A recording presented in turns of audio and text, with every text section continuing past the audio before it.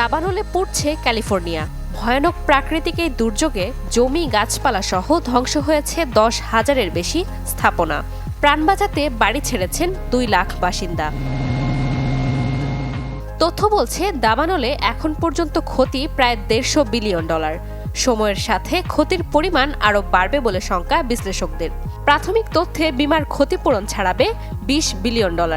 JP Morgan ও Wales ফার্গোর হিসেবে বিমা ক্ষতির পরিমাণ ছাড়াতে পারে $60 বিলিয়ন, যাকে আখ্যা দেওয়া হয়েছে ইতিহাসের সবচেয়ে ব্যয়বহুল বিমা প্রক্রিয়া হিসেবে।